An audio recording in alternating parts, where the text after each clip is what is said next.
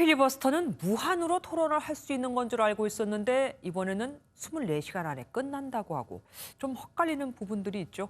더불어민주당은 180석 확보에 총력을 기울이고 있다고 하고요. 정치부 서남국 기자와 그 이유를 좀 알아보도록 하겠습니다. 어서 오십시오. 필리버스터 얘기부터 해볼게요. 국민의힘이 공수처법에 대해서 필리버스터로 대항을 이제 시작할 거라고 하잖아요. 예. 어떻게 효과가 있겠습니까?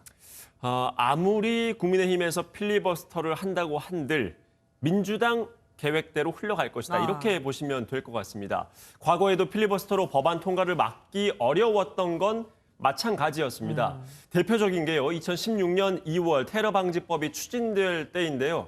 당시 민주당은 무려 192시간 그리고 27분이나 필리버스터를 해서 세계 최장 시간을 기록했을 때도 그랬었고요. 작년에 미래통합당이 선거법 개정안에 반발하면서 필리버스터를 했을 때 이때 기저귀까지 차고 나온 의원도 있었지만 맞아요. 법 통과는 막지 못했습니다. 결국은 그러니까 의지를 보여줄 거란 얘기잖아요. 효과, 예. 결과는 정해져 있는 거나 마찬가지니까. 그런데 문제는 이번엔 별로 오래 못할 거라고 하더라고요. 그렇습니다.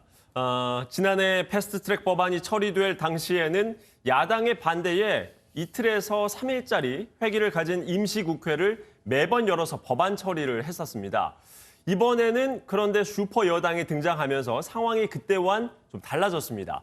국회법을 보면요. 재석 의원 5분의 3. 그러니까 전체가 300명이니까요. 180명의 동의가 있으면 필리버스터를 강제로 종결시킬 수가 있는데 민주당이 이 카드를 꺼내들 것 같습니다. 그래서 180석 확보 얘기가 나오고 있는 거군요. 그렇습니다. 그런데 아까 좀 전에도 리포트에서 나왔잖아요. 정의당과 민주당이 저렇게 관계가 안 좋아졌습니다. 그런데 180석 확보를 할 수 있을까요? 그래도 가능할 것 같습니다. 구속 기소가 된 민주당의 정정순 의원을 제외하면 지금 민주당 의원은 총 173명입니다. 네. 180명까지는 7명이 더 필요한데요. 이 정의당이 도와주면 되지만 전속고발권 폐지 등을 놓고 현재 양당이 감정이 안 좋은 상태입니다. 이에 따라서 민주당은 범여권인 열린민주당 3명과 탈당을 한 김홍걸, 또 양정숙, 이상직 의원 등 그리고 여기에 시대전환 조정은 의원, 또 기본소득당 용해인 의원 등 이렇게 8명 가운데 최소 7명을 포섭을 한다는 계획입니다. 네. 그런데 오늘은 그 카드를 쓰지 않을 겁니다. 왜냐하면요. 오늘은 자정이 되면 자동으로 이번 회기가 종료가 돼서 필리버스터도 끝나거든요. 그런데 내일 다시 시작하는 임시국회에서 또 국민의힘이 만약 필리버스터로 나오면 그때는 민주당이 필리버스터 종결 동의서라는 걸 내서 저지를 시킬 것으로 보입니다. 그러니까 회기가 종료되기 때문에 필리버스터도 더 이상 길게 끌 수가 없는 거다. 그 얘기군요. 그렇습니다.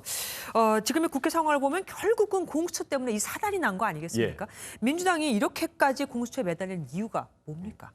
이 민주당의 공수처 출범 노력은요. 아주 오랜 수건 과제 같은 거였습니다. 97년으로 거슬러 올라가야 하는데요. 김대중 전 대통령이 대선에서 공수처를 대선 공약으로 내세웠습니다. 노무현 전 대통령도 2002년 대선에서 공약을 걸었었고요.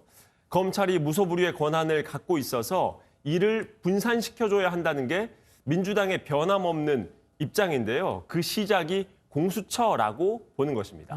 그런데 이제는 사실상 공수처장을 민주당이 임명하게 됐다. 이렇게 얘기가 나오더라고요. 그렇습니다. 개정안 내용을 좀 볼 필요가 있습니다. 공수처장 추천 의결 정족수를 추천위원 7명 중 6명 이상 동의해서 5명 동의만 있어도 되는 걸로 바꿨습니다. 야당 추천위원 2명이 모두 반대를 하더라도 여당이 원하는 사람으로 처장을 올릴 수 있는 것이죠. 어떤 인물들이 후보로 거론되고 있느냐. 공수처 추천위원회 지난 회의 때 가장 많은 표인 5표를 받았던 사람들이 있었습니다. 대한변협 추천을 받았던 김진욱 헌재 선임연구관 그리고 추미애 장관이 추천했던 전현정 변호사인데요. 그런데 이젠 야당의 비토권이 사라졌기 때문에 더 진보 성향이 강한 인물이 후보가 될 가능성이 있습니다. 네. 공수처 출범은 빠르면 이달 말, 늦어도 다음 달 중에는 가능할 것으로 예상됩니다. 경제 3법도 참 논란이 되고 있더라고요. 네. 특히 이 전속 고발권 유지 이걸 놓고 아주 시끄럽습니다. 네. 민주당이 전속고발권 폐지 여부를 번복을 한 게 지금 논란이 되고 네. 있습니다. 어젯밤 늦게 벌어진 일인데요. 민주당은 원래의 정부 안과는 달리 공정위가 갖고 있는 전속 고발권을 그대로 유지하기로 했습니다. 그런데 안건조정위원회에 들어간 정의당 배진교 의원이 이를 반대하면서 일단 안건조정위에서는 전속 고발권 폐지하는 내용으로 의결이 됐습니다. 그런데 민주당이 같은 날 밤늦게 열린 전체 회의에서요. 안건조정위 결론과는 달리 전속 고발권을 폐지하는 게 아니라 유지하는 내용의 수정안을 올렸습니다. 네. 이 야권에서는 이를 놓고 사기를 친 거다. 또 정의당을 속인 거다라는 비판이 나왔지만 민주당은 국회법상 문제가 없다라는 입장입니다. 사실 공정위의 전속 고발권 폐지는 문재인 대통령의 대선 공약이기도 했는데요. 그런데 이번에 그냥 유지가 됐단 말이죠.